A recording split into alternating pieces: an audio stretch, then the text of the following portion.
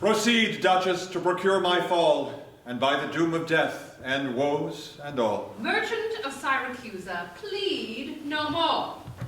I am not partial to infringe our laws. The enmity and discord which of late sprung from the rancorous outrage of your duke excludes all pity from our threatening looks.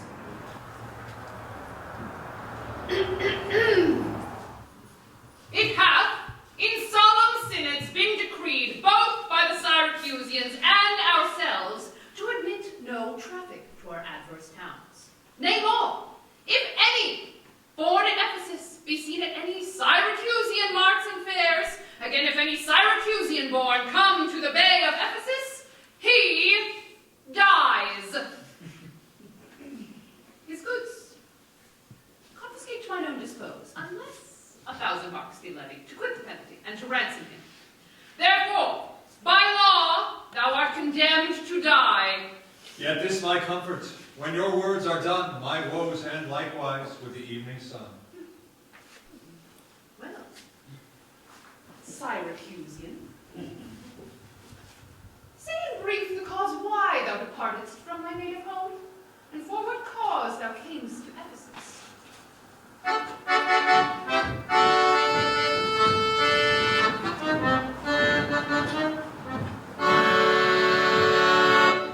In Syracusa was I born, and wed unto a woman happy, but for me, and by me, had not our hap been bad. With her I lived in joy, our wealth increased by prosperous voyages I often made to Epidamnum. There had we not been long, but she became a joyful mother of 2 goodly sons, and, which was strange, the one so like the other, as could not be distinguished but by names. That very hour, and in the self-same inn, a meaner woman was delivered of such a burden, male twins, both alike. Those, for their parents were exceeding poor, I bought and brought up to attend my sons. My wife, not meanly proud of 2 such boys, made daily motions for our home return. Unwilling, I agreed. Alas, too soon, we came aboard. A league from Epidamnum had we sailed, before the always wind-obeying deep gave any tragic instance of our harm. But longer did we not retain much hope, for what obscured light the heavens did grant, did but convey unto our fearful minds a doubtful warrant of immediate death. The sailors sought for safety in our boat, and left the ship then sinking right to us. My wife, more careful for the elder born, had fastened him unto a small spare mast. To him one of the other twins was bound, whilst I had been like heedful of the others. The children thus disposed, my wife and I, fixing our eyes on whom our care was fixed, fastened ourselves at either end of the mast, and floating straight, obedient to the stream, was carried towards Corinth, as we thought. At length the sun, gazing upon the earth, dispersed those vapors that offended us, and by the benefit of his wished light, the seas waxed calm. And we discovered 2 ships from far making a main to us. Of Corinth that, of Epidaurus this, but ere they came, oh, let me say no more. Gather the sequel by what went before. Nay, forward, old man. Do not break off so. For we may pity, though not Oh, had the gods done so, I had not now worthily turned them merciless to us. For ere the ships could meet by twice 5 leagues, we were encountered by a mighty rock, which being violently borne upon, our helpful craft was splitted in the midst, so that in this unjust divorce of us, fortune had left to both of us alike what to delight in, what to sorrow for. Her part, poor soul, seeming as burdened with lesser weight, but not with lesser woe, was carried with more speed before the wind. And in our sight they 3 were taken up by fishermen of Corinth, as we thought. At length another ship had seized on us, and knowing whom it was their hap to save, gave helpful welcome to their shipwrecked guests, and would have reft the fishers of their prey, had not their ship been very slow of sail. And therefore, homeward did they bend their course. Thus have you heard me severed from my bliss, that by misfortunes was my life prolonged, to tell sad stories of my own mishaps. And for the sake of them thou sorrowest for, do me the favor to dilate at full. What hath befallen of them and thee till now? My youngest boy, and yet my eldest care, at 18 years became inquisitive after his brother, and importuned me that his attendant, so his case was like, reft of his brother, but retained his name, might bear him company in the quest of him. Whilst I labored of a love to see, I hazarded the loss of whom I loved, and let them go to search for what they lacked. For 10 years I heard nothing of my son. 5 summers more I spent in furthest Greece, roaming clean through the bounds of Asia, and, coasting homeward, came to Ephesus. But here must end the story of my life, and happy were I in my timely death, could all my travels warrant me they live. Hapless Aegean, whom the fates have marked to bear the extremity of dire mishap. Though thou art a judge it to the death, and passed sentence may not be recalled, yet I will favor thee in what I can. Therefore, merchant, I'll limit thee this day to seek thy life by beneficial help. Try all the friends thou hast in Ephesus.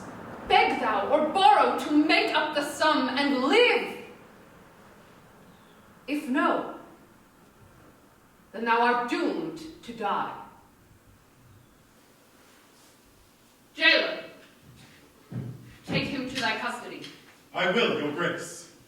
Hopeless and helpless doth Aegean wend, but to procrastinate his lifeless end.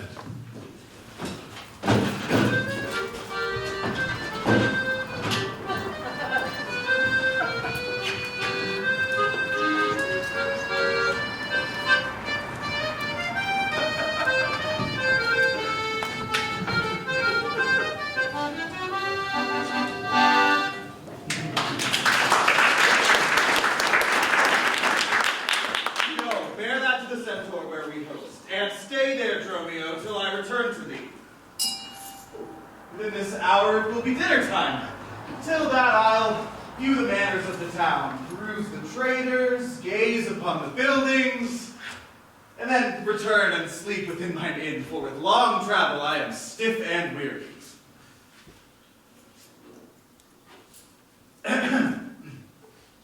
Get thee away? Many a man would take you at your word and go indeed, having so good a mien.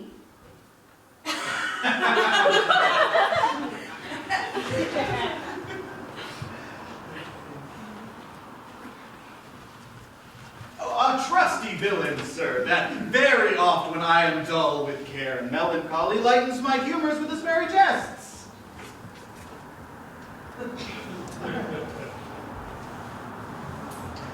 Beyond the mart I will go lose myself, to wander up and down and view the city. Sir, I commend you to your own content. He that commends me to mine own content commends me to the thing I cannot get. I, to the world, am like a drop of water that in the ocean seeks another drop, who, falling there to find his fellow forth, unseen, inquisitive, confounds himself. So I, to find a mother and a brother, in quest of them unhappy, lose myself. Here comes the almanac of my true date. What now? How chance thou art returned so soon? Returned so soon! Rather approach too late. The capon burns!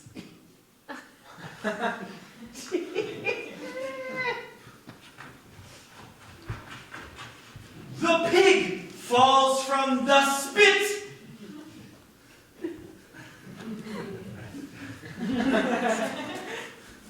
The clock hath struck in 12 upon the bell. My mistress made it one upon my cheek.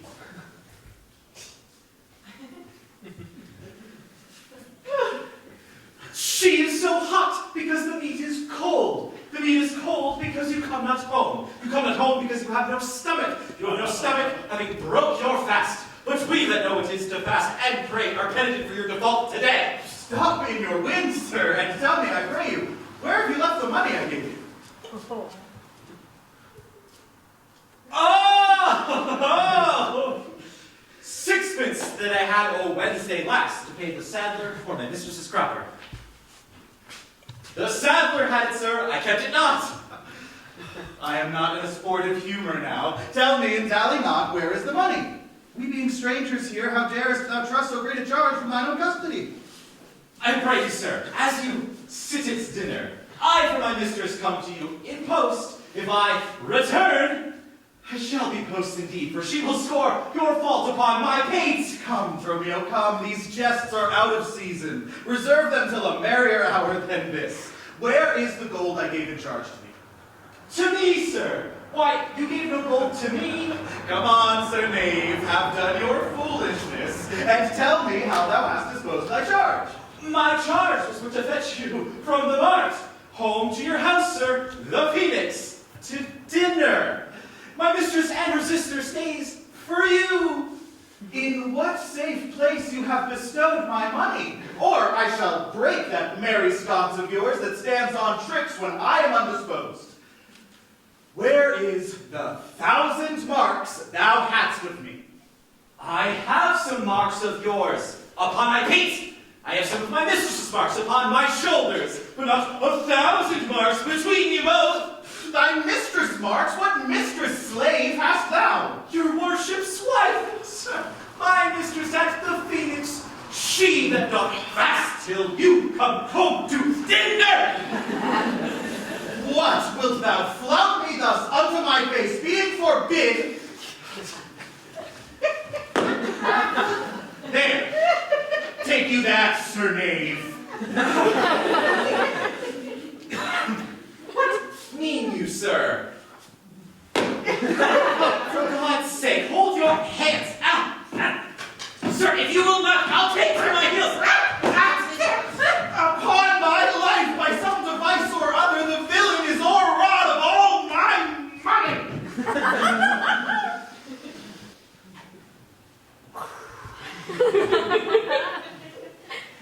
They say this town is full of cozenage. Dark-working sorcerers that alter the body, soul-killing witches that deform the mind, and many such like liberties of sin. If it prove so, I will be gone the sooner. I'll to the centaur, to seek this slave. I greatly fear my money is not safe.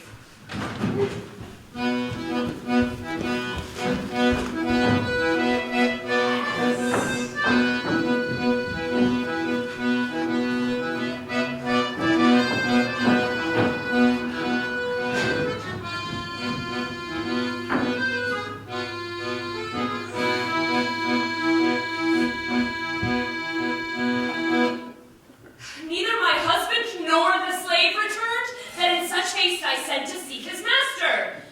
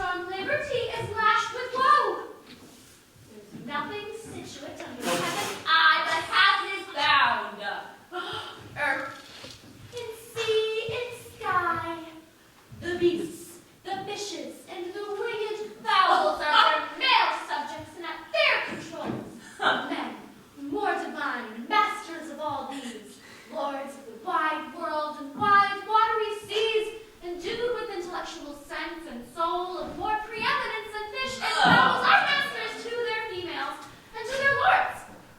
Then let your will attend on their courts. This servitude makes you to keep unwed. Not this, but troubles of the marriage bed. But were you wedded, you would bear some sway. Ere I learn love, I'll practice to obey. How if your husband starts some otherwhere? Till he come home again, I would forbear. Patience unmoved. No marvel though she pause. They can be meek that have no other cause. A wretched soul bruised with adversity, we bid be quiet when we hear it cry. But were we burdened with like weight of pain, as much or more would we ourselves complain. Well, I will marry one day, but to try.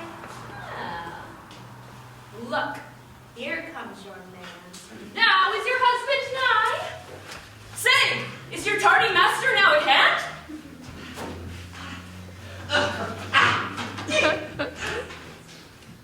Nay, he's at 2 hands with me, and my 2 ears can witness. But say, didst thou speak with him? Knowst thou his mind? Aye, he told his mind upon mine ear. Beshrew his hand, I scarce could understand it. But say, I prithee, is he coming home? It seems he hath great care to please his wife. Why, mistress, sure, my master is horn mad. Horn mad? I mean not cuckold mad.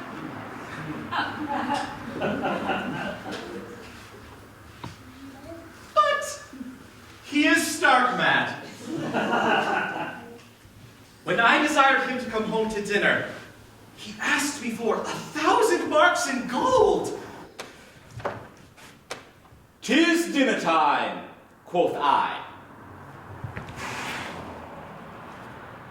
"My gold," quoth he. "Your meat doth burn," quoth I. "My gold," quoth he. "Will you come home?" quoth I. "My gold," quoth he. "Where's the 1,000 marks I gave thee, villain?" "The pig," quoth I, "is burned." "My gold," quoth he. "My mistress, sir," quoth I. "I know not thy mistress. Hang up thy mistress. Out on thy mistress."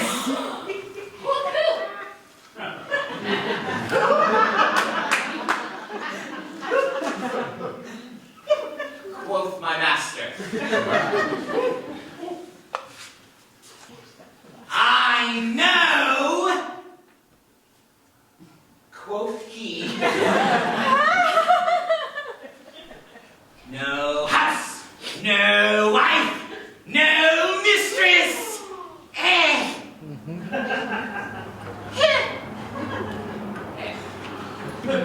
So that my errand do unto my tongue. I thank him. I bear home upon my shoulders, for in conclusion, he did beat me there. Go back again, thou slave, and fetch him home. Go back again and be new beaten home? For God's sake, send some other messenger. That slave, or I'll break thy paid cross. And he will bless that cross with other beating. Between you both, I will have a holy head. Hence, reigning peasant. Next time, master. Am I so round with you, as you with me, that like a football you do spurn me thus? You spurn me hence, he will spurn me hither. If I will last in this service, you must case me in leather.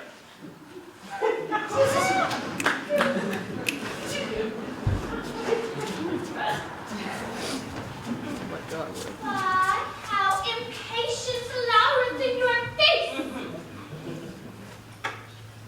His company must do his minions grace, whilst I, at home, store for a merry look. Hath homely age the alluring beauty took from my poor cheek, then he hath wasted it. Are my discourses dull? Therein my wit? Will if voluble and sharp discourse be marred, unkindness bloodsick more than marble hard? To their gay vestments his affections bait, that's not my fault. He's master of my state. What ruins are in me that can be found by him not ruined, then he is the ground of my defeatures. My decayed fair, a sunny look of his would soon repair, but too unruly dear, he breaks the pail and feeds from home. For I am but his stale. Self-harming jealousy. Fie, beat it hence. Unfeeling fools can with such wrongs dispense. I know his eye doth homage otherwhere, or else what lets it but he would be here. Sister, you know he promised me a chain? With that alone he would detain, so he would keep fair quarter with his bed. I see the jewel best enameled will lose his beauty, yet the gold bites still that others touch, and often touching will wear gold. And no man that hath a name by falsehood and corruption doth it shame. Since that my beauty cannot please his eye, I'll weep what's left away, and weeping, done. How many fine fools serve mad jealousy?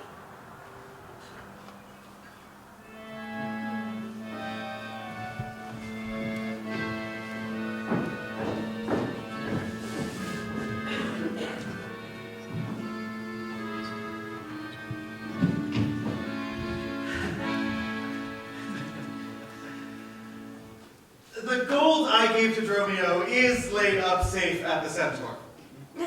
And the heedful slave is wandered forth in care to seek me out, by computation and my host's report. I could not speak with Dromio since at first I sent him from the mart. See, here he comes. How, sir? Is your merry humor altered? As you love strokes, so jest with me again. You know no Centaur? You received no gold?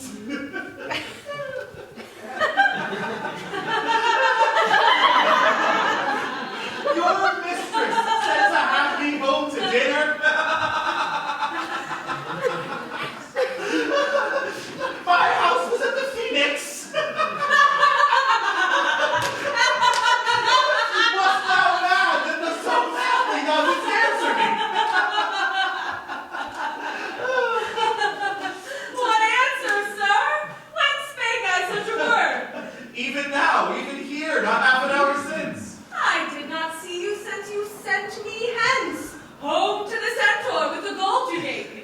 Villain, thou didst deny the gold's receipt, and told me of a mistress and a dinner, for which I hope thou felt'st I was displeased.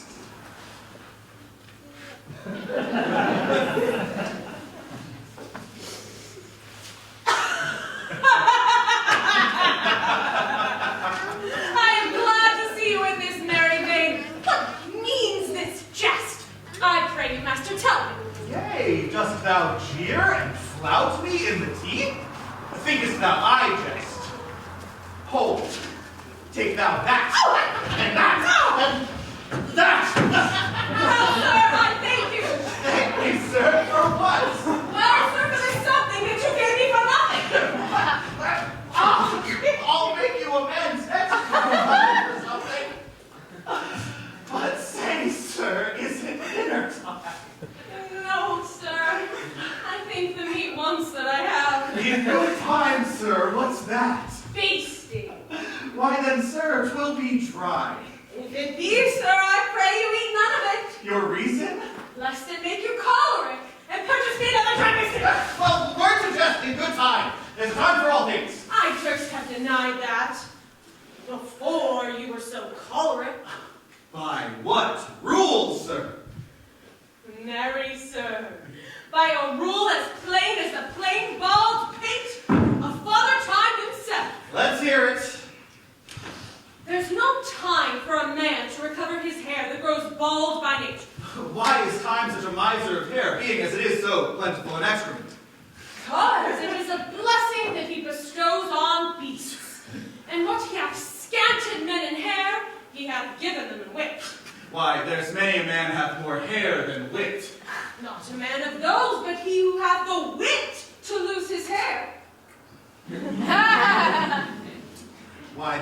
conclude hairy men, plain dealers without wits. The plainer dealer, the sooner lost. Yet he loseth it in a kind of jollity. For what reason? For two, and sound ones too. Name them. The one, to save the money that he spends in trip. The other, that at dinner they should not drop in his porridge. Time himself is bald, and therefore to the world's end will have bald followers. I knew it would be a bald conclusion.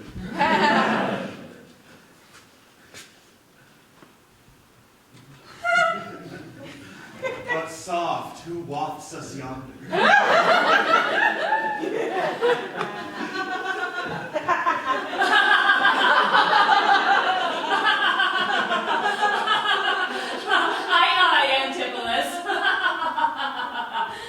Look strange and frown.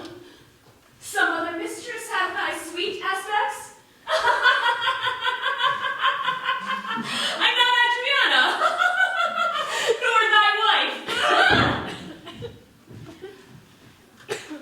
The time was once when thou, unurged, wouldst vow that never words were music to thine ear, that never object pleasing to thine hand, that never touch well welcome to thine eye, that never meat sweet savored in thy taste, unless I spake, or looked, or touched, or carved to thee.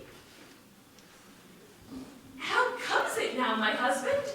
Oh, how comes it that thou art thus estranged from thyself? Oh! Do not tear thyself away from me. For no, my love, as easy mayest thou fall a drop of water in the breaking gulf, and take unmingled that same drop again without addition or diminishing, as take from me thyself and not me too. How dearly would it touch thee to the quick? Shouldst thou but hear I were licentious, and that this body by ruffian lust should be contaminate? Wouldst thou not spit at me and spurn at me and hurl the name of husband in my face, and tear the stained skin off my harlot brow, and from my false hand break the wedding ring, and break it with a deep divorcing vow? I know thou canst, and therefore see thou do it. I am possessed with an adulterate plot. My blood is mingled with the crime of lust. For if we two be one and thou play false, I do digest the poison of thy flesh, being strumpeted by thy contagion. Keep then fair league, and truce with thy true bed. I live unstained, thou undishonored.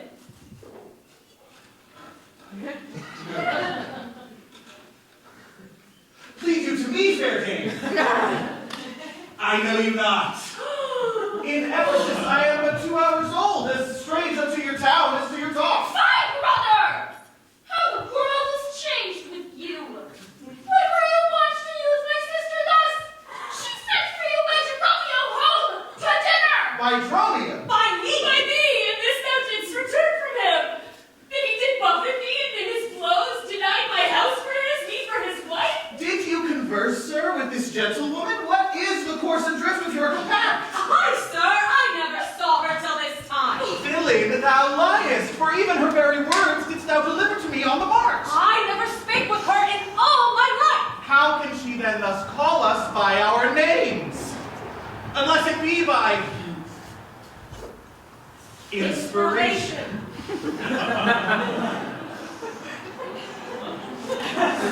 How ill appease it with your gravity, to counterfeit thus grossly with your slave, abetting him to thwart me in my mood. Be it my wrong, you are from me exempt, but wrong, not that wrong, with a more contempt.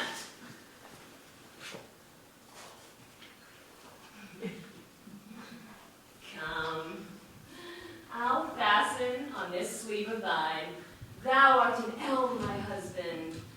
I a vine, whose weakness, married to thy stronger state, makes me, with thy strength, to communicate.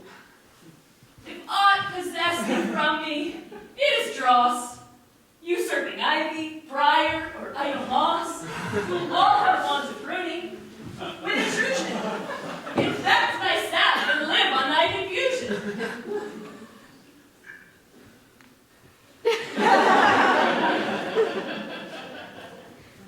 To me she speaks. She moves me for her theme. What, was I married to her in a dream? Or sleep I now and think I hear all this? What error drives our eyes and ears amiss? Until I know this sure uncertainty, I'll entertain the offered fallacy. Romeo,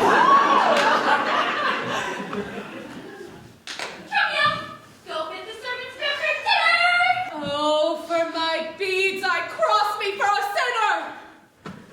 This is the fairyland. Oh, spite of spites! We talk with goblins, owls, and sprites.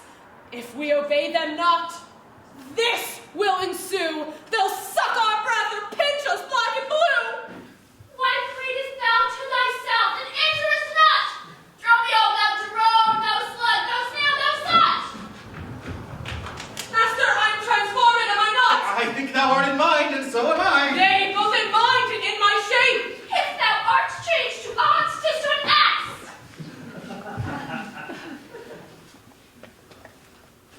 'Tis true, she rides me and I long for grass. 'Tis so, I am an ass. Else it could never be, but I should know her as well as she knows me. Come, come, no longer will I be a fool to put the finger in the eye and weep, whilst man and master laugh my woes to scorn. Come, sir, to dinner! Dromio, keep the gate.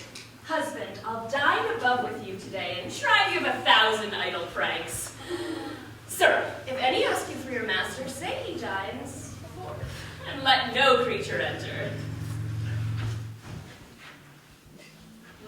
Am I in earth? In heaven or in hell?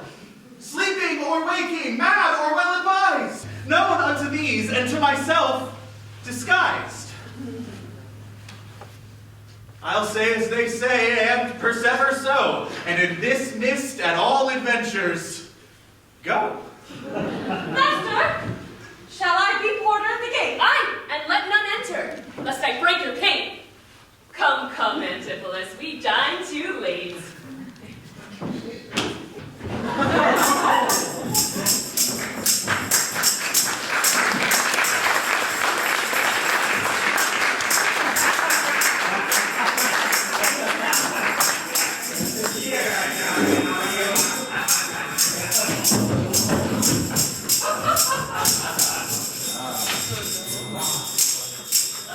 Good Senor Angelo. Angelo!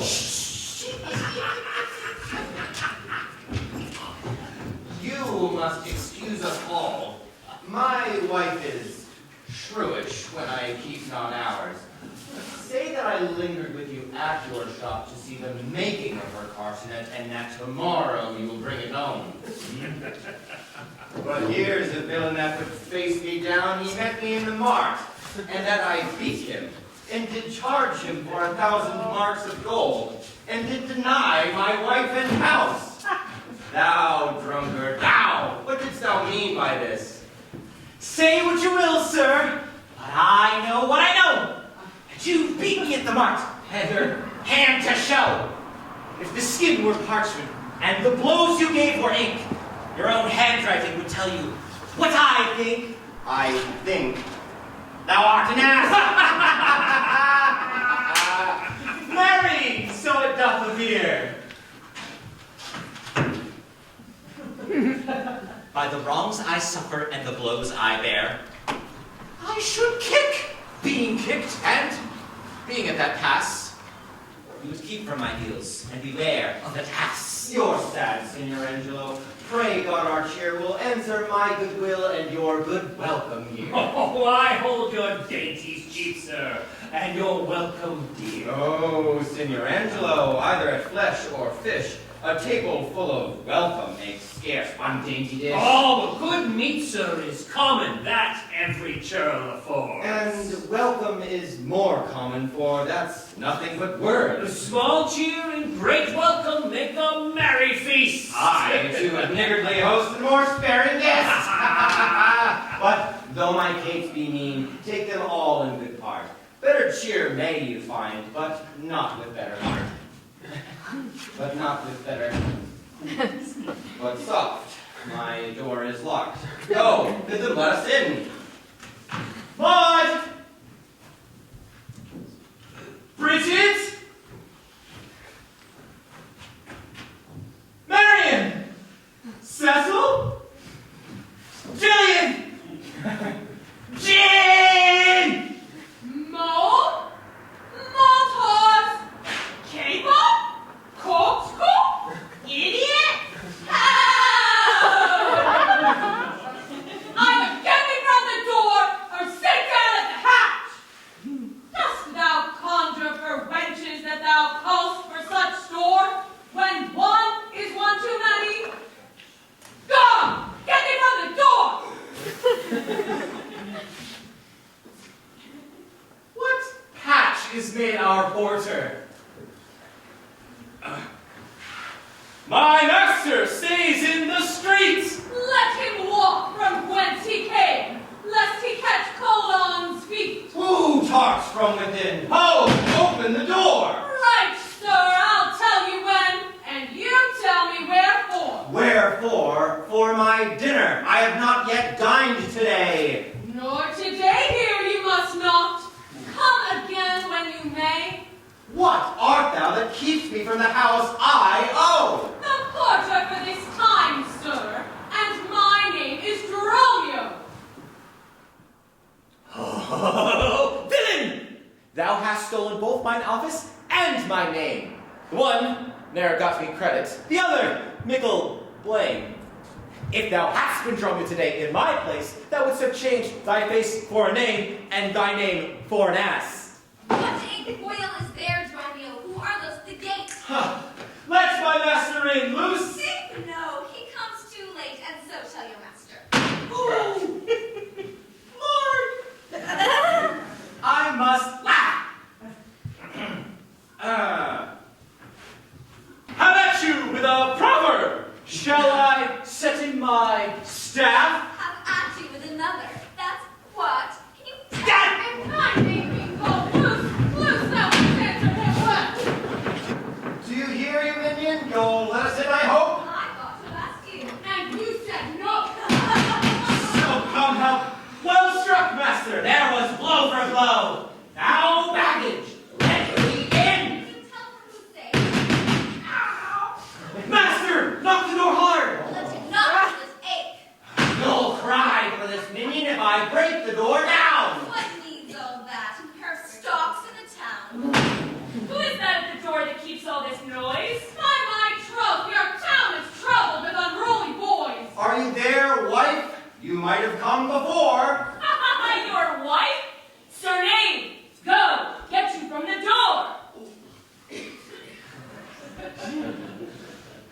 If you went in pain, master, this knave would go sore. Here is neither cheer, sir, nor welcome. We would fain have either.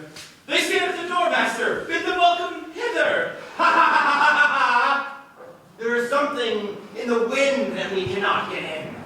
You would say so, master, were your garments thin. Your cake lies warm within, you stand out here in the cold. It would make a man mad as a buck to be so bought and sold. Go fetch me something. I'll break open the gate. Break any breaking here, and I'll break your name's foot. Well, I'll break in. Go fetch me. Oh, I'll have patience, sir. Let it not be so. Hearing you war against your reputation and draw within the compass of suspect the unviolated honor of your wife. Be ruled by me. Depart in patience. And let us all to the tiger, huh? All to dinner. And then about evening, come yourself alone to know the reason for this strange restraint. You have prevailed. I will depart in quiet, and in despite of mirth, mean to be merry. I know a wench of excellent discourse, pretty and witty, wise, and yet too gentle. There will we dine.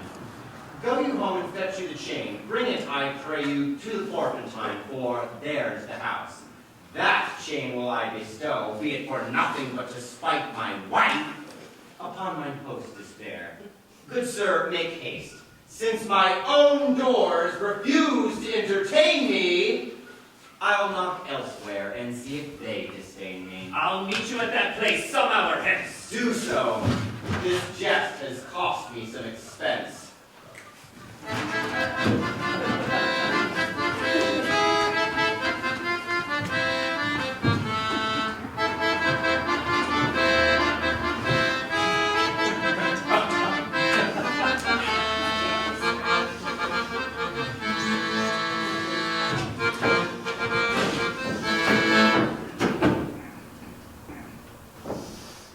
And may it be that you have quite forgot our husband's office!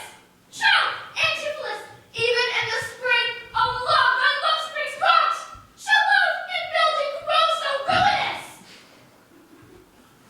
If you did wed my sister for her wealth, then for her wealth's sake use her with more kindness. Or, if you like elsewhere, do it by stealth.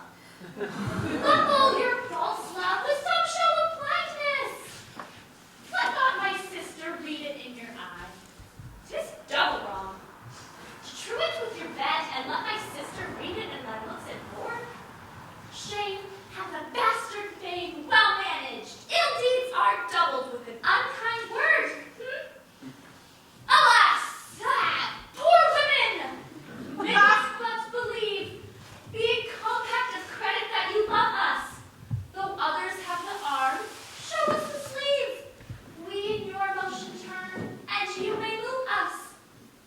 Then, gentle brother, get to it again. Comfort my sister! Sure, good wife. 'Tis holy sport to be a little vain when the sweet breath of flattery conquers strife. Sweet mistress, what your name is else I know not, nor by what wonder you do hit of mine. Less in your knowledge and your grace you show not than our earth's wonder, more than earth divine. Teach me, dear creature, how to think and speak. Lay open to my earthy gross conceit, smothered in errors, feeble, shallow, weak, the folded meaning of your words deceives. Against my soul's pure truth, why labor you to make it wander in an unknown field? Are you a god? Would you create me new? Well, transform me then, and to your power I'll yield. But if that I am I, then well I know your weeping sister is no wife of mine. Nor to her bed no homage do I owe. Far more, to you do I decline. Oh, train me not, sweet mermaid, with thy note to drown me in thy sister's flood of tears. Sing, siren, for thyself, and I will dote. Spread o'er the silver waves your golden hair, and as a bed I'll take thee, and there lie, and in that glorious supposition think, he gains by death that hath such means to die. What are you laughing? It's I'm not mad, but mated. How, I do not know. It is a fault that springeth from your eye. By gazing on your beams, fair son, being by. Gaze where you should, and that will clear your sight. As good to wink, sweet love, as look on night. Why call you me love? Call my sister so. Thy sister. There's my sister. No. It is thyself. Thine own part's better part. Mine eye's clear eye, my dear heart's dearer heart. All this, my sweet, for I am thee. Thee will I love, and with thee lead my life. Thou hast no husband, yet nor I no wife. Give me thy hand. Oh, soft air, hold you still. Don't touch my sister! Get her to quill!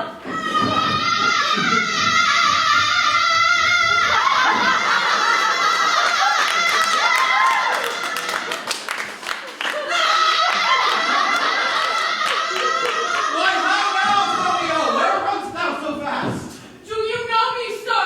Am I Dromio? Am I your man? Am I myself? Thou art Dromio, thou art my man, thou art thyself. I am an ass! I am a woman's man, and besides myself! What woman's man, and how besides thyself? Besides thyself?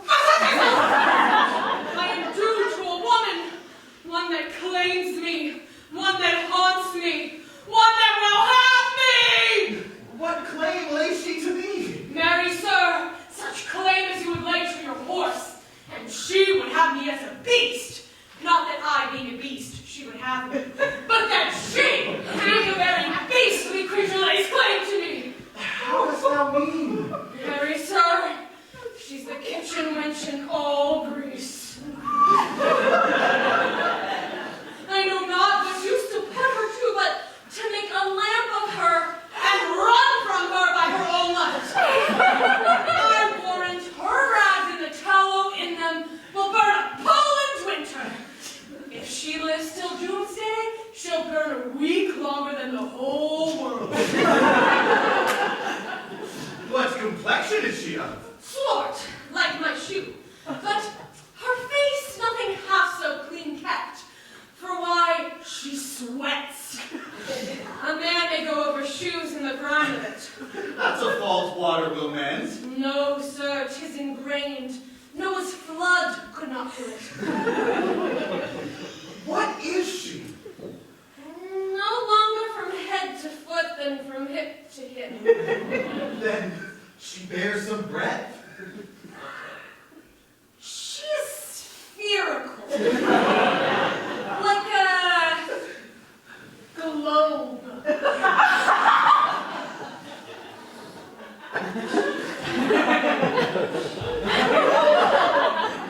I could find out countries in her.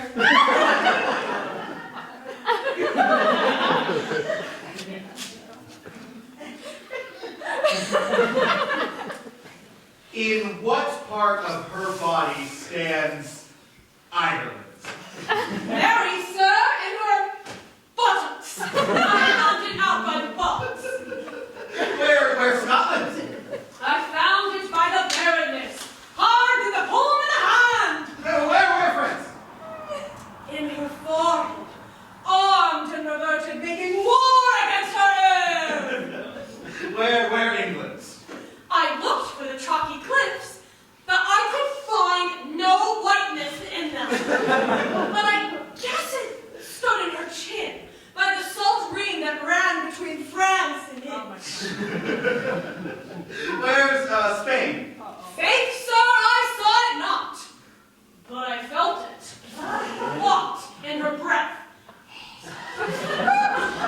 Where America? The Indies? Oh, sir, upon her nose, all ore embellished with rubies, carbuncle sapphires, declining their rich aspect to the hot breath of Spain, who sent whole armadas of carrots to be ballast at her nose.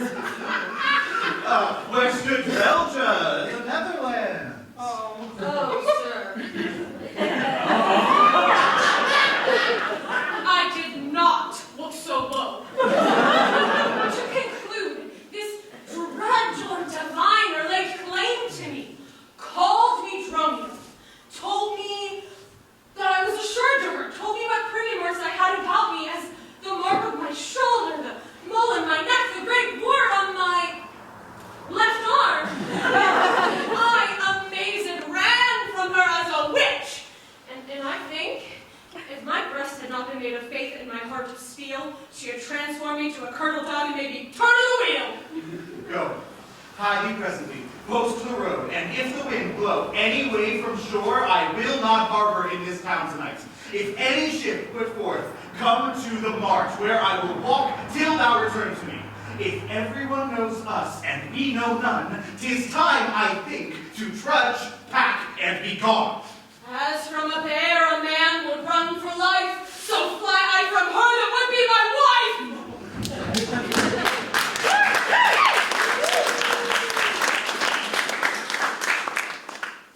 There's none but witches do inhabit here, and therefore 'tis high time that I were hence. She that doth call me husband, in my soul doth for a wife abhor.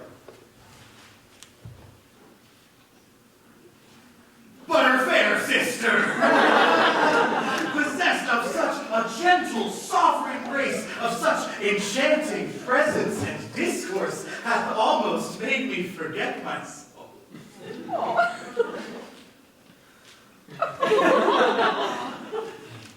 But, lest myself be guilty to self-wrong, I'll stop mine ears against the mermaid's song. Signor Antipholus! Signor Antipholus! Aye, that's my name. Aye, and I know it well. Lo, here is the chain. I thought to obtain you at the Porpentine, but the chain unfinished keep me stay thus long. What is your will I shall do with this? Whatever you please. I have made it for you. Made it for me, sir. I've spoken Not not. once, not twice, but 20 times you have. Go home with it, and please your wife withal. And soon, at supper time, I'll come visit you and receive my money for the chain. Oh, I pray you take your money now, for fear you ne'er see chain nor money Oh, more. you are a merry man, sir. Fare you well. What I should think of this, I cannot tell. But this I think, there's no man is so vain as would refuse so fair an offered chain. I see a man here need not live by shift, when in the streets he meets such golden gifts. All to the march, and there for Dromio stay. If any ship put forth, then straightway.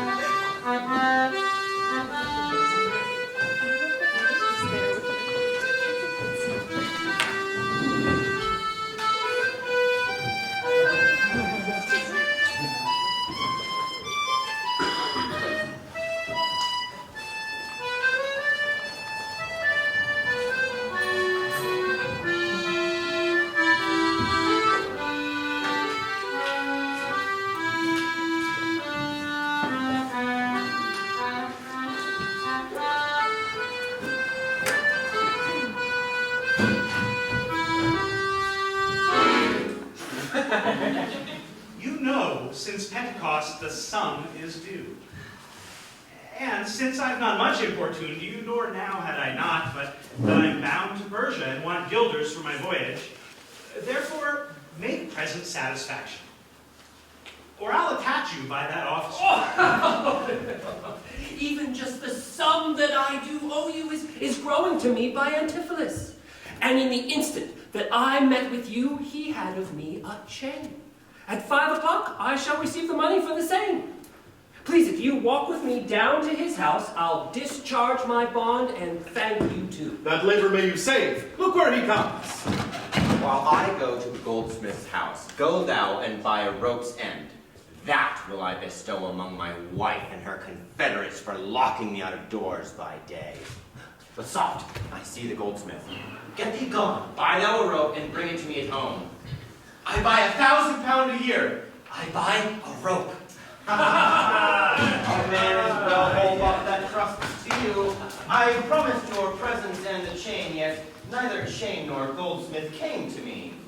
Belike you thought our love would last too long if we were chained together, and therefore came not. Saving your merry humor, sir, here is the note. The amount your chain weighs to the utmost care, the fineness of gold and chargeful fashion, which doth amount to 3 odd ducats more than I stand in to this gentleman. I pray you see him presently discharged, for he is bound to sea and waits but for it. I am not furnished with the present money. Besides, I have business in the town. Good signor, take this stranger and the chain to my house and give it to my wife. Bid her disperse the sum upon the receipt thereof. Perchance I shall be there as soon as you. Well, then you will bring the chain to her yourself. No, bear it with you, lest I come not time enough. Well, sir, I will have you the chain about you. And if I have not, sir, I hope you have, or else you may leave without your money. Nay, come, I pray you, give me the chain. But both wind and tide stays for this gentleman, and I to blame have held him here too long. Good Lord, you use this dalliance to excuse your breach of promise to the Porpentine. I should have chid you for not bringing it, but like a shrew, you first begin to brawl.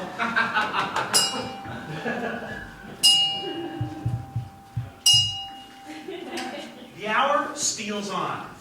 Pray you, sir, dispatch. But you hear how he importunes me. The chain. Why give it to my wife and receive your money? Come, you know I gave it to you even now. Either send the chain or send me by some token. Fine, now you run this humor out of breath. Where is the chain? I pray you let me see it. My business cannot work this dalliance. Good sir, say whether you'll answer or no. If not, I'll send him with the officer. I answer you. What should I answer you? The money that you owe me for the chains. I owe you none till I receive the change. You know I gave it you half an hour since. You gave me none, sir. You wrong me much to say so. You wrong me more, sir, in denying it. Consider how this stands upon my credit. Well, officer, arrest him at my suit. I do, and charge you in the name of the Duchess to obey. This touches me in reputation. Either consent to pay the sum for me, or I will attach you by this officer. Consent to pay thee for that I never had. Arrest me, foolish fellow, if thou darest. Very well. Here is thy fee, officer. I would not spare my brother in this case, should he scorn me so apparently. I do arrest you, sir.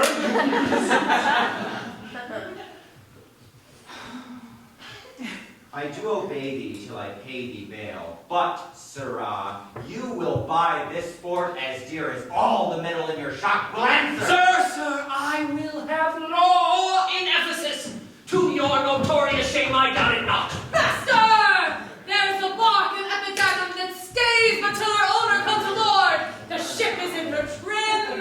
The wind is blowing. They stay for not at all, but for their owner, master, and herself.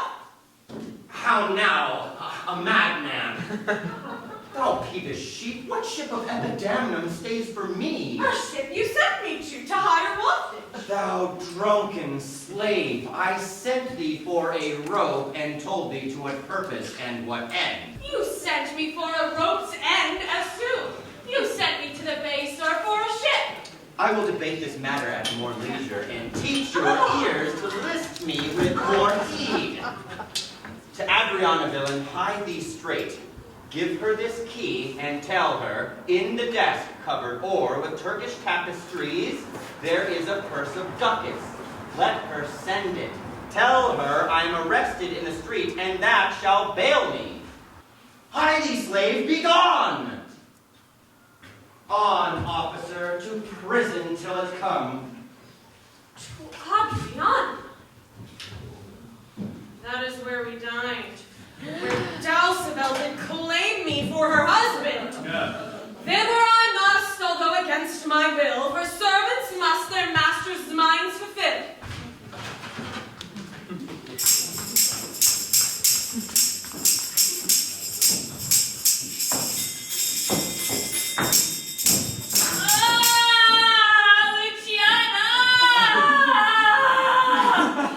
Lightst thou perceive austerely in his eye that he did plead in earnest? Yea or no? What say'st thou? Looked he or red or pale, or sad or merrily? What observation madest thou in this case of his heart's meteors tilting in his face? First, he denied you had in him no right. He meant he did me none, the more my spite. Then swore he that he was a stranger here. And true he swore, though yet forsworn he were. Then pleaded I for you. And what said he? That love I begged for you. He begged of me.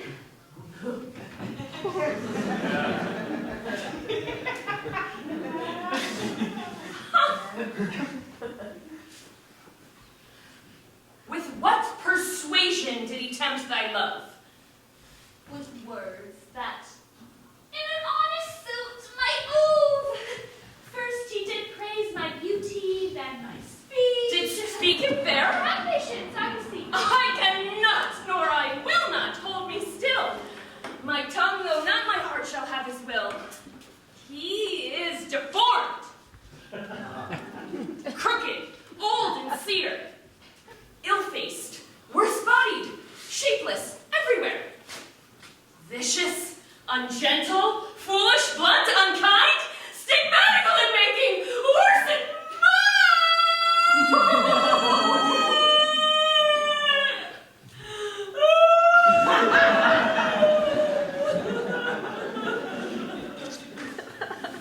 Who would be jealous then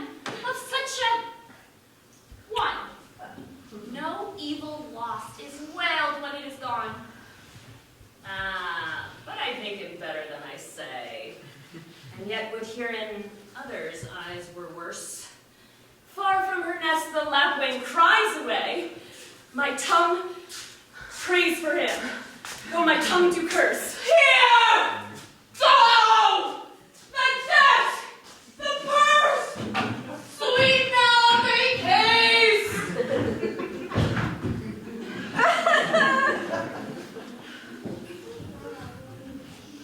How hast thou lost thy breath?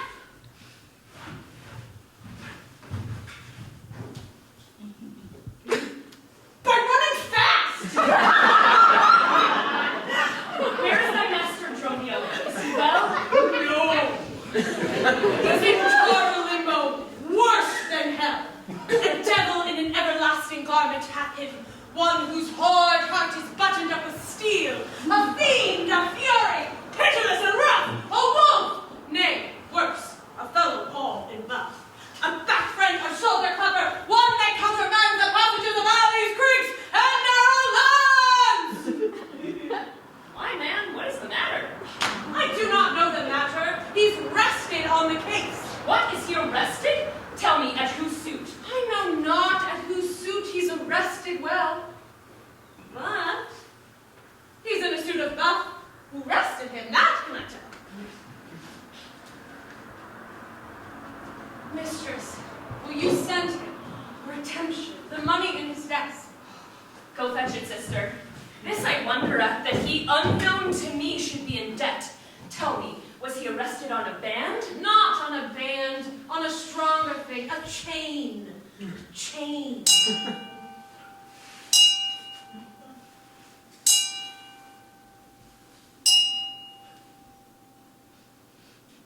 Do you not hear it ring? What, the chain? No, the bell! 'Tis time that I've gone. There's the money. Go, Dromio, bear it straight, and bring thy master home immediately. Sister, come. I am pressed down with conceit. Conceit, my comfort, and my injury.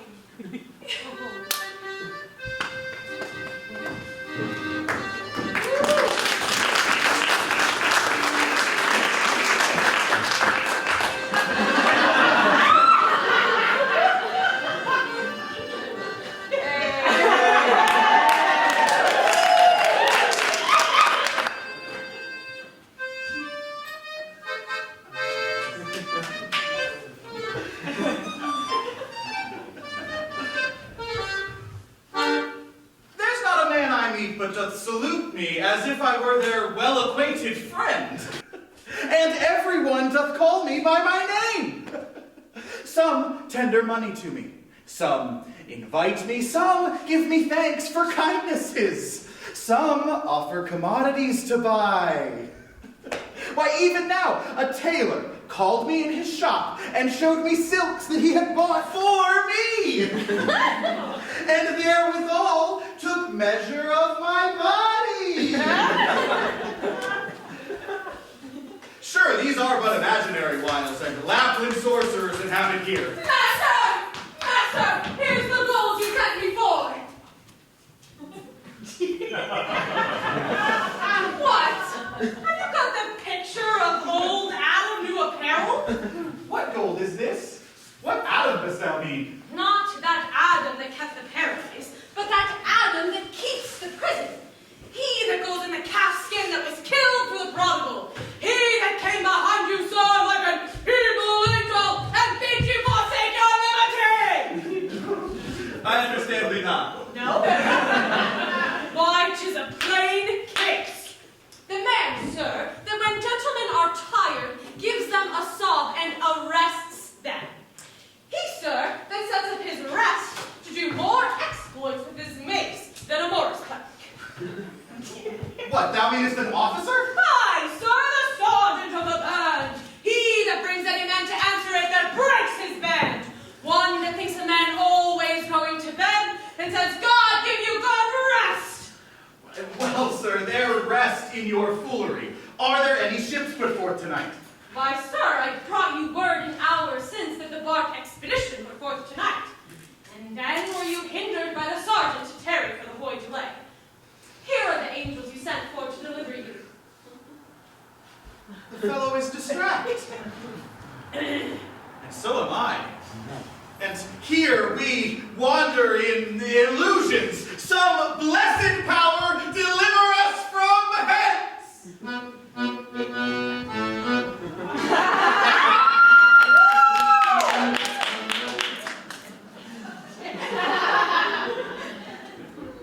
Well met, Master Antipholus. I see you found the goldsmith now. Is that the chain you promised me today? Satan, avoid, I charge thee, tempt me not. Master, is this Mistress Satan? It is the devil. Nay, she is worse. She is the devil's den. And here she comes in the habit of a light wench. They appear to men like angels of light. Light is an effect of fire, and fire will burn, ergo light wenches will burn! Come not near her!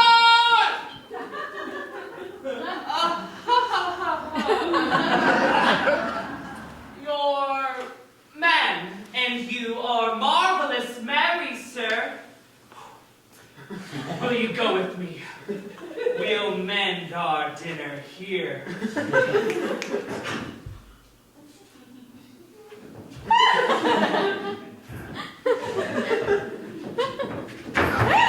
Master, if you do expect spoon meat, or else bespeak a long spoon. Why, Romeo? Marry, he must have a long spoon and must eat with the devil. Avoid then, fiend. What tell'st thou me of supping? Thou art, as you are all, a sorceress. Therefore I conjure thee to leave me and be gone. Give me the ring of mine you had at dinner, or, for my diamond, the chain you promised, and I'll be gone, sir, and not trouble you. Some devils ask for the parings of one's nail, a rush, a hair, a drop of blood, a pin, a knot, a cherry stone, but she, more covetous, would have a chain! Master! Be wise, and if you give it her, the devil will shake her chain and fright us with it! I pray you, sir, my ring or else the chain. I hope you do not mean to cheat me so.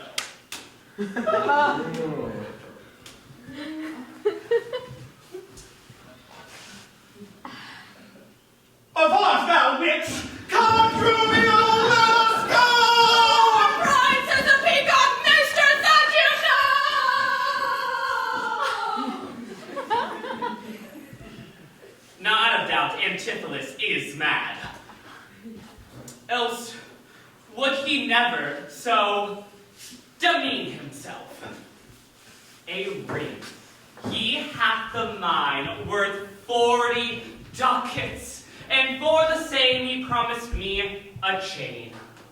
But one and other he denies me now. The reason I gather he is mad, besides this present instance of his rage, is a mad tale he told today at dinner of his own doors being shut against his entrance. He, like his wife, acquainted with his fits, on purpose shut the doors against his way.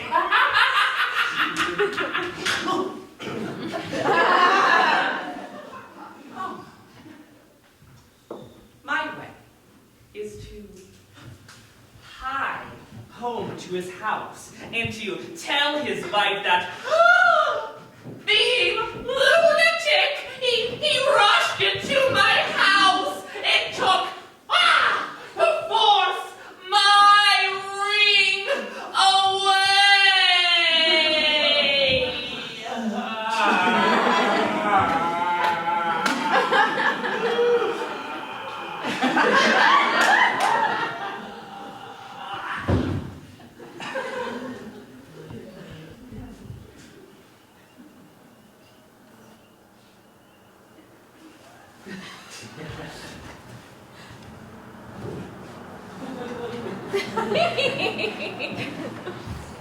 Yeah.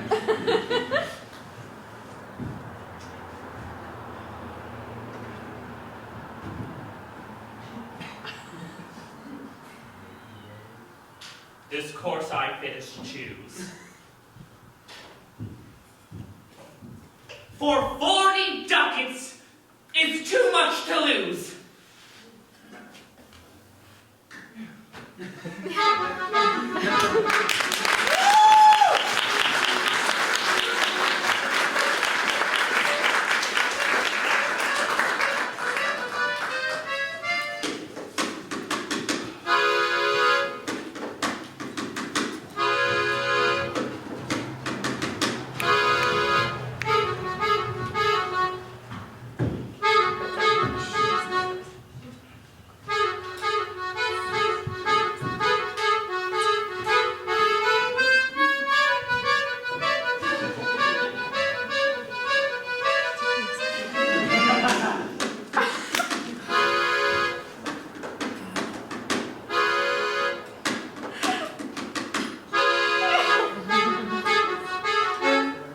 Let me free, man. I will not break away.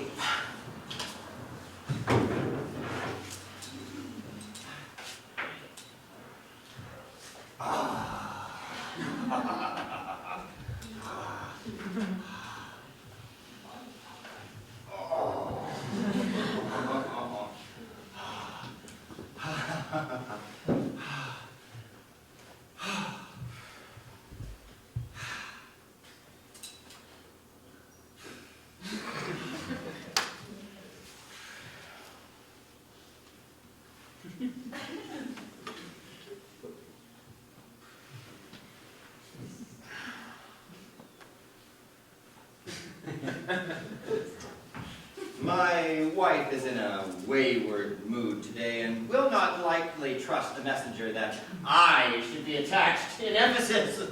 I tell you, 'twill sound harshly in her ear.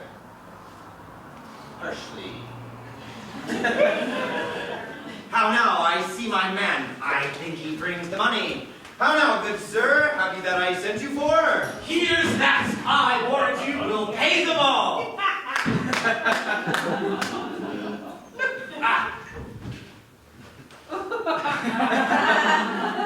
Where's the money? Why, sir, I gave the money for the rope. 500 ducats, villain, for a rope? Why, sir, I'll serve you 500 at the rate. To what end did I bid thee hie thee home? To rope's end, sir, and to that end. I am returned! To that end I welcome you. Good sir, be patient! Nay, it's for me to be patient. I am in adversity. Good, now hold thy tongue! Nay, rather persuade him to hold his hands. Thou whoreson, senseless villain! I would I were senseless, sir, that I may not feel your blows. Thou art sensible to nothing but blows, and so therefore is an ass!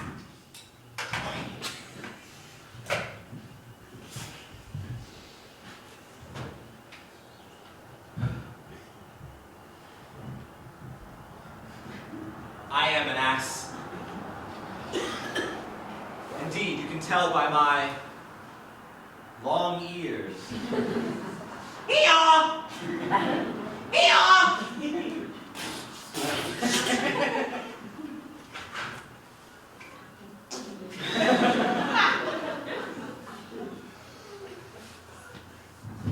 I have known him from the hour of my nativity to this instant, when I have nothing at his hands for my service, but blows. When I am cold, he heats me with beating. When I am warm, he cools me with beating. I am waked with it when I sleep, risen with it when I sit, driven out of doors with it when I go from home, welcomed home with it when I return. Nay, I bear it on my shoulders, as a beggar want or brat. And I think, when he hath lamed me, I shall beg with it from door to door. Come, go along, my wife is coming yonder! Mistress, respite vidum, respectore, or rather, to prophecy like the parent, beware the rope's ends! Wilt thou still talk? How say you now? Is not your husband mad? Civility confirms no less. Good Dr. Pinch, you are a conjurer. Establish him in his true sense again, and I will please you what you will demand. Alas, how fiery and how sharp he looks! Mark how he trembles in his ecstasy. Give me a hand and let me feel your pulse. Here's my hand, now let it feel your ear. I charge thee, Satan, housed within this man possession to my holy prayer. And to thy state of darkness hie thee straight. I conjure thee by all the saints in heaven.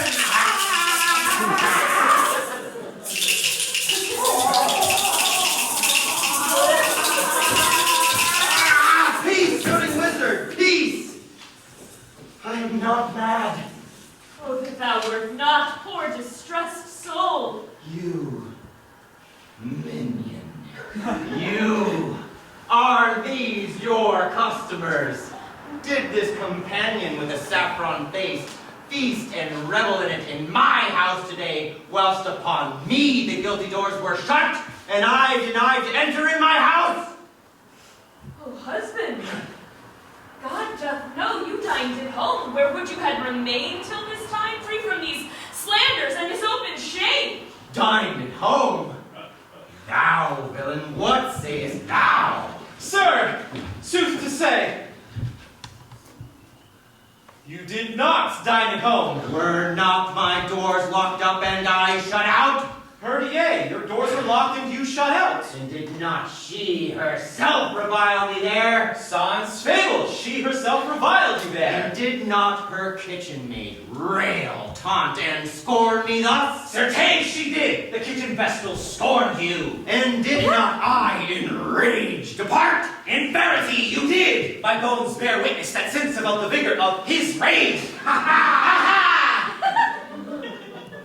Is it good to soothe him in these contraries? It is no shame. The fellow finds his vein, and yielding to him humors well his frenzy. Thou hast suborned the goldsmith to arrest me. Alas, I sent you money to redeem you by Dromio here, who came in haste for it. Money by me? Heart and goodwill you might, but surely, master, not a rag of money. Whence knocked thou to her for a purse of ducats? He came to me, and I delivered it. And I am witness with her that she did.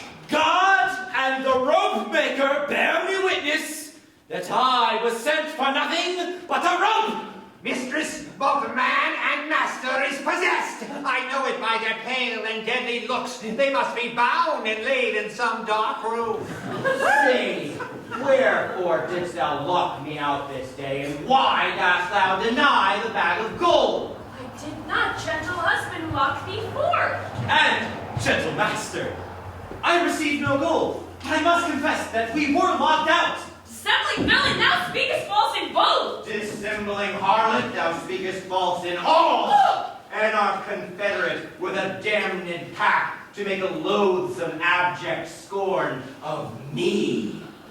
But with these nails, I'll pluck out these false eyes that would behold in me such shameful sport. Find him, let him not come near me. For company the fiend is strong within him. I be workman of them. What, will you murder me? Thou jailer, I am thy prisoner. Wilt thou suffer them to make a rescue? Masters, he is my prisoner, thou shalt not have him. Go bind this man, for he is frantic too.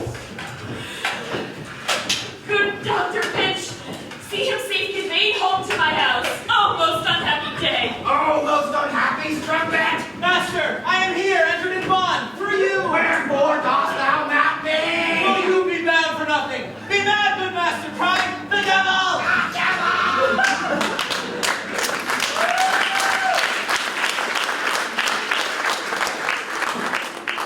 God help poor souls, how idly do they talk. Go there hence.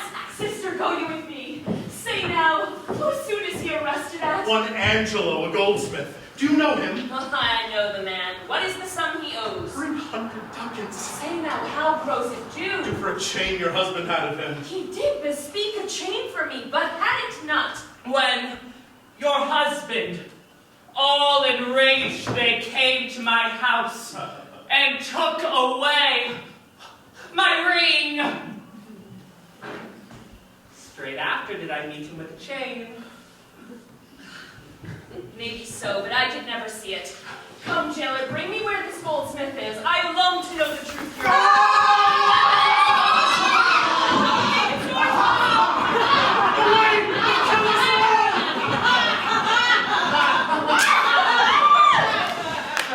I see these witches are afraid of swords. She that would be your wife our stuff. I long to be safe and sound aboard. Faith! Stay here this night. Surely they will do us no harm. You saw they speak us fair, give us gold. Methinks they are such a gentle nation that, but for the mountain of mad flesh that claims marriage of me, I could find it in my heart to stay here still and turn witch. I will not stay tonight for all the town. Therefore away to fetch our stuff.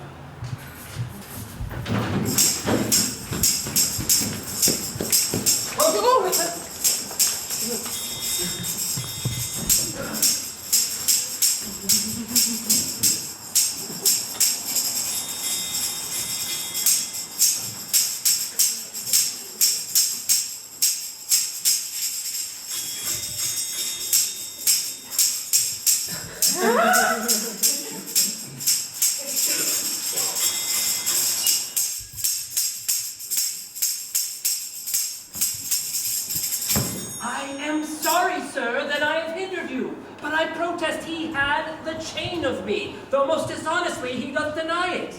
Speak softly. Yonder, as I think, he comes. 'Tis so.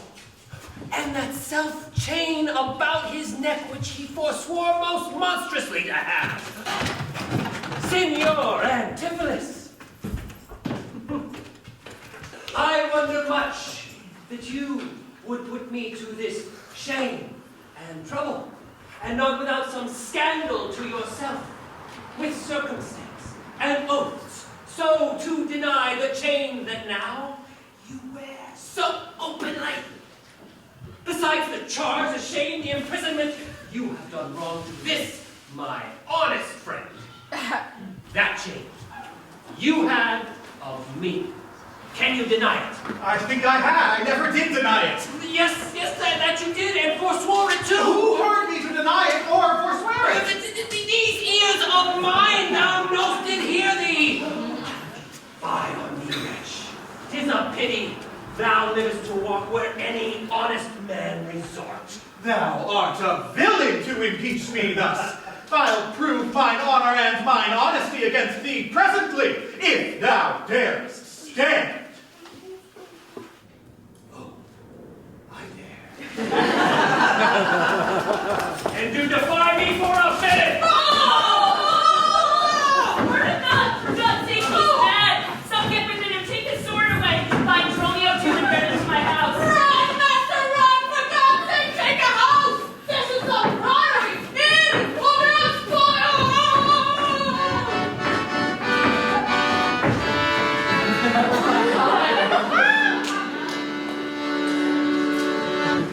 Be quiet, people!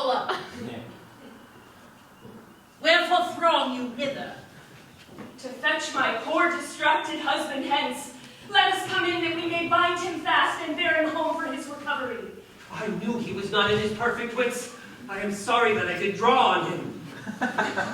How long hath this possession held the man? This week he hath been heavy, sour, sad, and much different from the man he was. But till this afternoon his passion ne'er brake into extremity of rage. Hath he lost much wealth by wreck of sea? Buried some dear friend? Hath not else his eye strayed his affection in unlawful love? Which of these sorrows is he subject to? To none of these, except it be the last. Namely, some love that drew him oft from home. You should for that have reprehended him. Why, so I did. I would not rough him out. As roughly as my modesty would let me. Happily in private. And in assemblies too. I would not enough. It was the copy of our conference. In bed he slept not for my urging it. At board he fed not for my urging it. Alone it was the subject of my theme. And thereof came it that the man was mad. The venom clamors of a jealous woman poisons more deadly than a mad dog's teeth. It seems his sleeps were hindered by thy railings, and thereof came it that his head was light. Thou sayest his meat was sauced with thy upbraidings. Unquiet meals make ill diet. digestions, and thereof the raging fire of fever bread. And what's a fever but a fit of madness? The consequence is, then, thy jealous fits have scared thy husband from use of wits. Ah, she never reprehended him but mildly when he demeaned himself. Why, where did the truth answerest not? She did betray me to my own reproof. Ugh, good people, enter and lay hold on him. No, not a creature enters into my house. Then let your servants bring my husband forth. Neither. He took this place for sanctuary, which shall privilege him from your hands till I have brought him to his house again. I will attend my husband, be his nurse, diet his sickness, for it is my office, and will have no attorney but myself. Therefore, let me have him home with me. Be patient, for I shall not let him stir till I have used the approved means I have, with wholesome syrups, drugs, and holy prayers to make of him a formal man again. Therefore, depart, and leave him here with me. I will not hence and leave my husband here. And ill it doth beseem your holiness to separate the husband and the wife.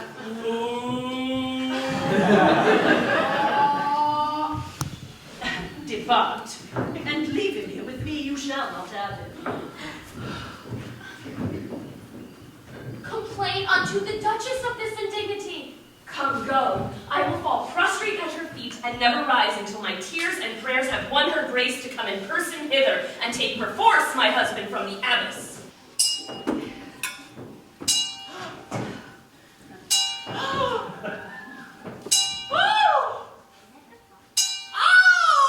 by this! I think the dial points at 5. Anon, I am sure the Duchess herself in person comes this way to the melancholy vale, the place of sorry death and execution behind the ditches of the abbey here. Upon what cause? You see a reverend Syracusan merchant who put unluckily into this bay against the laws and statutes of our town, beheaded. Publicly for his offense. Here they come. We will behold his death. It's the Duchess before she passed the abbey!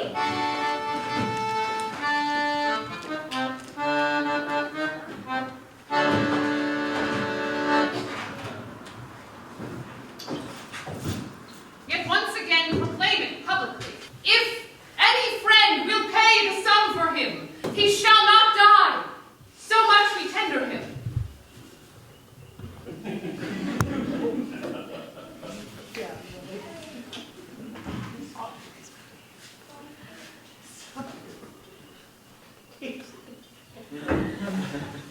Justice, most sacred Duchess,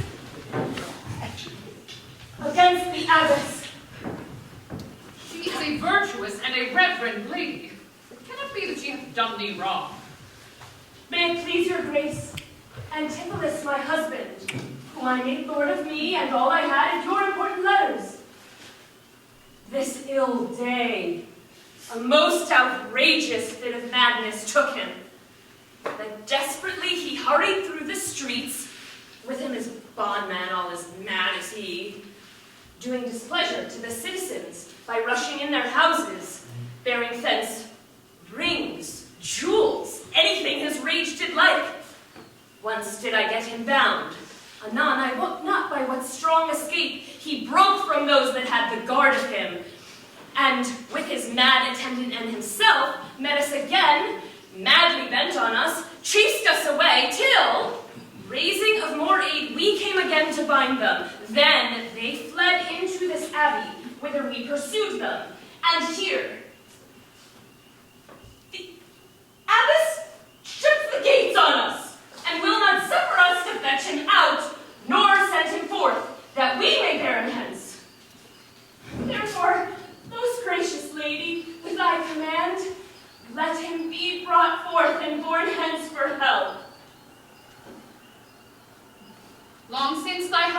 served me in my wars. And I to thee engaged a prince's word, when thou didst make him master of thy bed, to do him all the grace and good I could. Go, some of you knock at the abbey gate, and bid the lady abbess come to me. I will determine this before I stir. Oh, mistress! Mistress, fly! Be gone! My master and his man are both broke loose, beaten the maids around,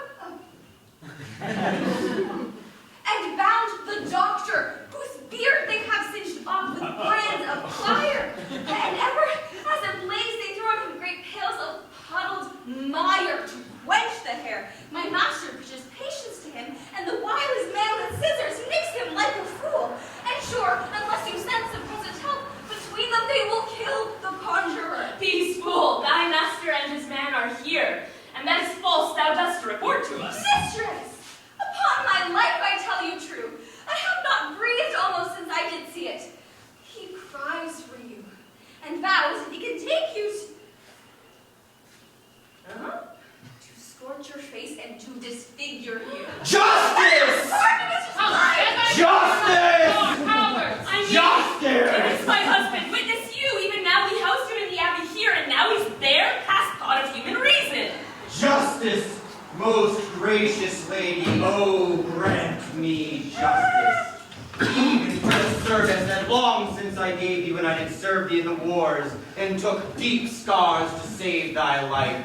Even for the blood that then I lost for you, now grant me justice! Unless the fear of death doth make me dote, I see my son Antipholus and Dromio. Justice, your grace, against that woman there. She whom thou gavest to me to be my wife. Beyond imagination is the wrong that she this day hath shameless thrown on me.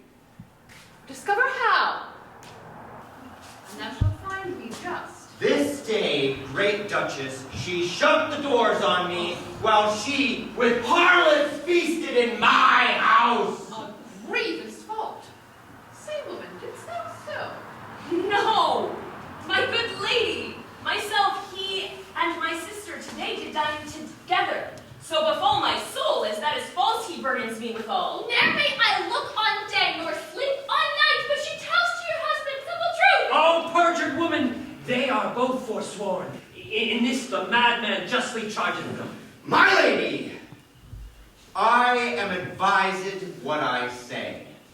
Neither disturbed with the effect of wine, nor heady rash, provoked with raging ire. This woman shut the doors on me this day.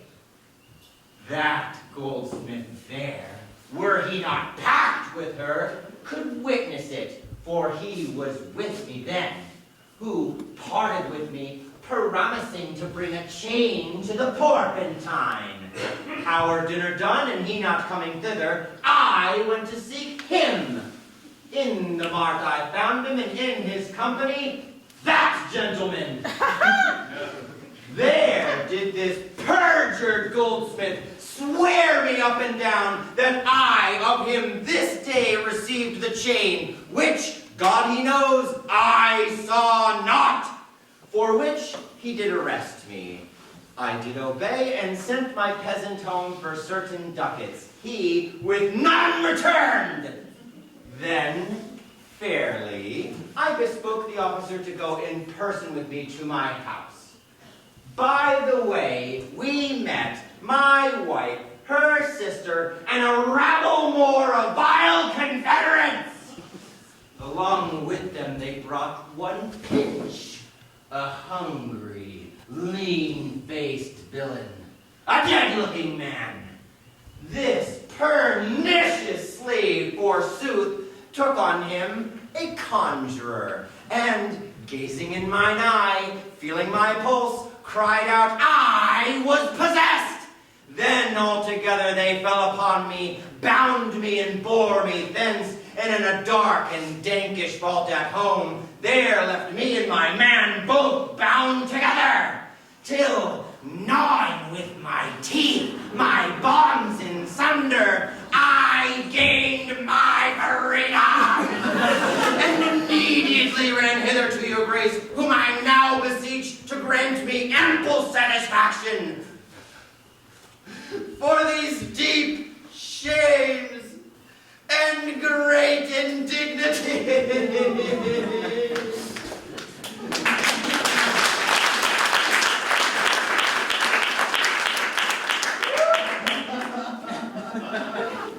My lady, in truth, thus far I witnessed with him that he dined not at home, but was locked out. But had he such a chain of thee, or no? Oh, yes, he had. And when he ran in here, everybody saw the chain about his neck. And then he fled into the abbey there, from whence I think he is here by miracle. I never came within these abbey walls. I never saw the chain, so help me.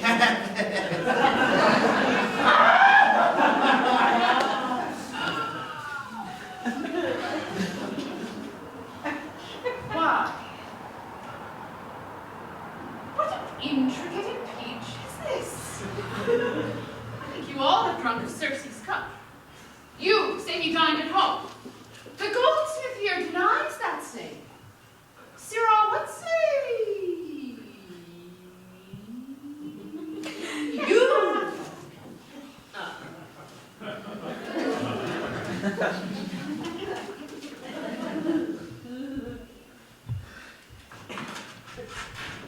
Your Grace! He dined with her there at the Porpentine. He did. And from my finger snatched that ring. 'Tis true, your grace. This ring did I have of her? Sawest thou him enter the abbey here? Oh, as sure, my lady, as I do see your grace.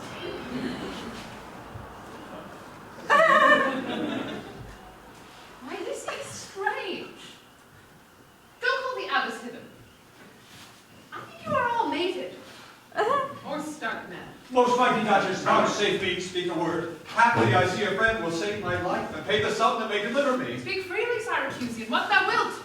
Is not your name, sir, called Antipholus? And is not that your bondman, Dromio? Within this hour I was his bondman, sir. But he, I thank him, gnawed into my cords. Now my Dromio and his man unbound. I am sure you both of you remember me. Ourselves we do remember by you, sir. For lately we were bound, as you are now. You are not Pinch's patient, are you, sir? Why look you strange on me? You know me well. I never saw you in my life till now. Oh, grief hath changed me since you saw me last. And careful hours with time's deformed hand have written strange features in my face. But tell me yet, dost thou not know my voice? Neither. Nor thou, Dromio? No, trust me, sir, nor I. I am sure thou dost. Aye, and I'm sure I do not. And whatsoever a man denies, you are now bound to believe him. Not know my voice? Oh, time's extremity has thou so cracked and splitted my poor tongue in 15 short years, that here my only son knows not my feeble key of untuned cares. Though now this graded face of mine be hid in sap-consuming winter's drizzled snow, and all my conduits of blood froze up, yet hath my night of life some memory. I cannot bear. Tell me thou art my son Antipholus.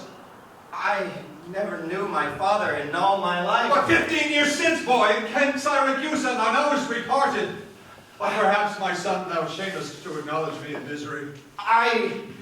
The Duchess and all who know me in the city will witness with me. It is not so. I ne'er saw Syracuse in my life. I tell thee, Syracusian, 20 years have I been patron to Antipholus, during which time he ne'er saw Syracusa. See thy age and dangers make thee dote. Most mighty Duchess, behold a man much wrong.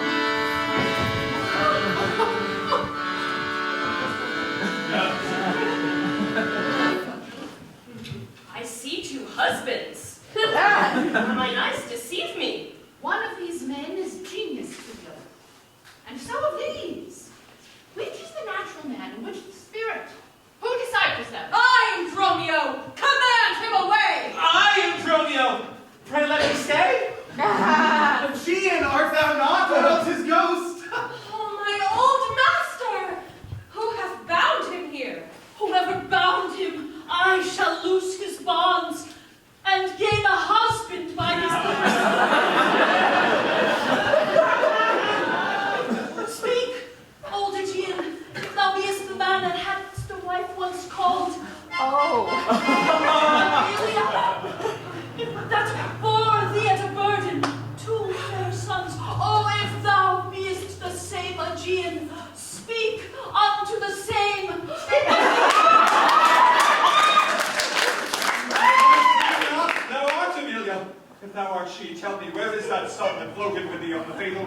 by men of Epidamnum, he and I and the twin Dromio were taken up. But by and by, rude fishermen of Corinth by force took my son and Dromio from them. Me they left with those of Epidamnum. What then became of them I cannot tell. I to this fortune that you see me in. Why, here begins his morning story right. These two Antipholus, these two so like, and these two Dromios, one in semblance, besides her urging for wreck at sea. These are the parents to these children, which accidentally are met together. Antipholus, thou camest from Corinth first. No, not I, your grace. I came from Syracuse. Stay, stand apart. I know not which is which. I came from Syracuse, my most gracious lady. And I with him. Brought to the city by that famous warrior, Duke Menaphon, your most renowned uncle.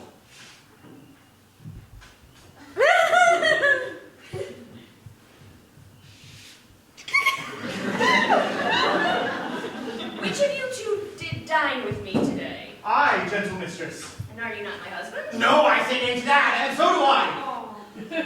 She did call me so. And this fair gentlewoman, her sister here, did call me brother. What I told you then, I hope I shall have leisure to make good, if this be not a dream I see and hear. And that, sir, is the chain that you had of me. I think it be, sir, I deny it not. And you, sir, for this chain, arrested me. I think I did, sir. I deny it not.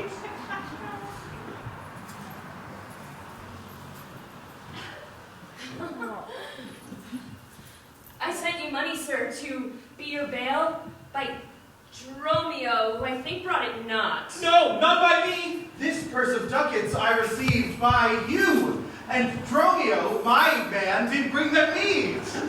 I see we still did meet each other's man, and I was taken for him, and he for me, and thereupon all these errors are arose. These ducats con I for my father here. It shall not be. Thy father hath his life.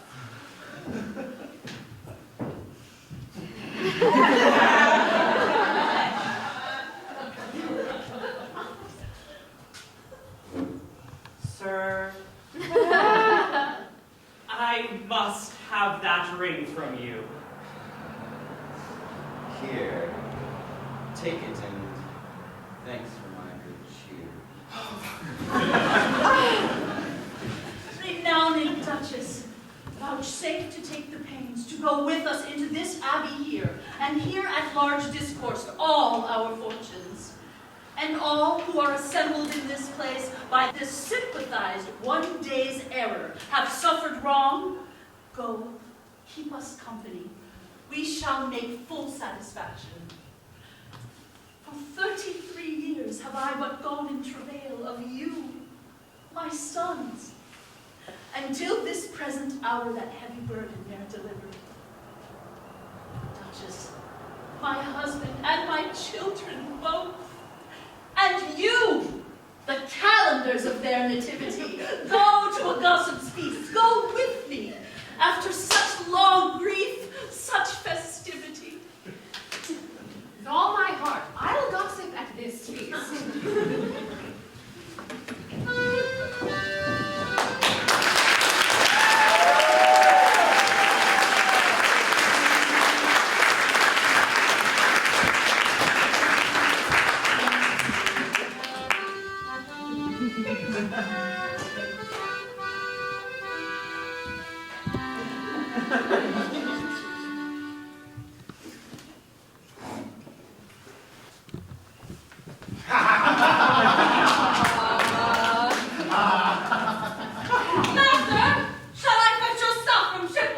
Dromio, what stuff of mine hast thou embarked? Your goods that lay at home, sir, in the center. He speaks to me. I am your master, Dromio. Come, go with us. We'll look to that anon. Embrace thy brother there. Rejoice with him.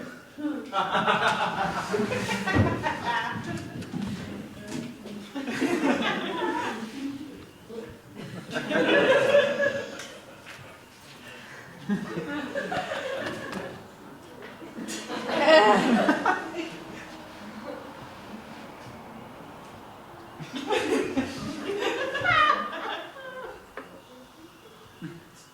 a portly friend at your master's house that kitchened me for you today at dinner. Oh. Oh! She now shall be my sister, not my wife.